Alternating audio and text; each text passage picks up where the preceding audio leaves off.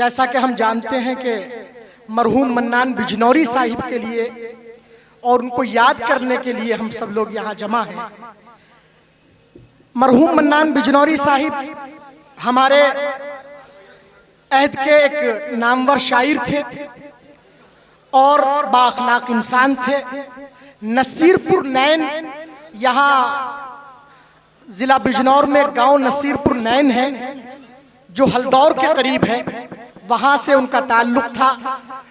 और माशी सिलसिले में आप मुंबई चले गए, वहाँ जाकर के अल्लाह रब्बुल इज़्ज़त ने उनको बहुत माल दौलत से नवाजा और अदबी खिदमात में मुसलसल लगे रहे। हमारा उनका ताल्लुक़ फेसबुक यानी सोशल मीडिया के ज़रिए कायम हुआ। वहाँ पर उनसे खट्टी मीठी गुफ्तगू भी रही, लेकिन आखिरी अय्याम में उनसे मुलाकात का शरफ हासिल हुआ। उनके दौलत कदे पर उन्होंने एक मौके से हमें याद किया और कुछ गुरबा को उन्होंने कंबल तकसीम किए।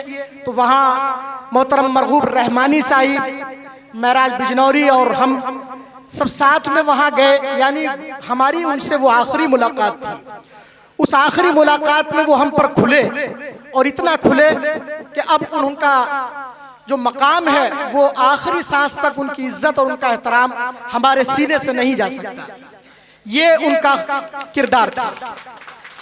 आज हम उनको याद कर रहे हैं तो बिलाशुबा वो इसके अहल थे, वो इस काबिल थे कि उनको याद किया जाए।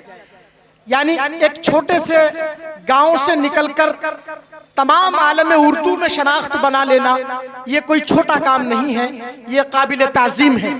सो हम लोग उनकी ताज़ीम में आज इस महफिल को आरास्ता किए हुए हैं। उनके लिए दुआ करते हैं खुदावंद ताला वो जहाँ हो खुश हो और अल्लाह रब्बुल इज़्ज़त उनके दरजात बुलंद फरमाए, आला से आला मकाम अता फरमाए। हज़रात गिरामी, यूँ तो बोलने के लिए मन्नान बिजनौरी पर बहुत से अल्फाज व अलकाब हैं, बहुत सी गुफ्तगू की जा सकती है, लेकिन वक्त चूँकि मुख्तसर है और हमें इस प्रोग्राम को बहुत थोड़े वक्त में समेटना है और हमारे यहाँ मुअज़्ज़ज़ मेहमान तशरीफ़ फरमा है, उन मेहमानों को हमें सुनना भी है और उनकी शायरी को सुनकर उनको नवाजना भी है। अब तक का ये सिलसिला हमने अपने मेहमानों को नवाजा, अब मेहमानों की जिम्मेदारी है कि वो अपने मेहमानों को नवाजें। तो ये जुमला मैंने इसलिए कहा है कि आज यहाँ जितने लोग मौजूद हैं वो सब फनकार हैं। हम लोग आम तौर से ये करते हैं कि दूर दराज से शोरा को बुलाते हैं और उन शोरा को हम बहुत बहुत बड़ी रकमें देते हैं और अपने फनकार के जो बहुत अच्छा शेर लिख रहे होते हैं, जो किताबों में छप रहे होते हैं, रसाइल की जीनत बने हुए होते हैं, अखबारात जिनसे जिंदा हो रहा होता है, उन शोरा को हम नज़रअंदाज कर देते हैं। हमारे दरमियान आज हम ऐसी ही इल्मी अदबी शख्सियत मोहतरम माहिर सहवारवी की मौजूद है। हज़रात गिरामी, ये वो फनकार हजरात हैं कि जिनको कल रहती दुनिया क़यामत तक इन लोगों को याद करेगी और फख्र करेगी। माहिर सहवारवी का एक शेर मैं आपको सुनाता हूँ, आप तमाम हजरात ने वो शेर सुना होगा। हम लोग ये जानते भी नहीं हैं कि ये शेर हमारी बस्ती का है। कि वो कहते हैं कि सलीके से हवाओं में वो खुशबू घोल सकते हैं, सलीके से हवाओं में वो खुशबू घोल सकते हैं। अभी कुछ लोग बाकी हैं जो उर्दू बोल सकते हैं।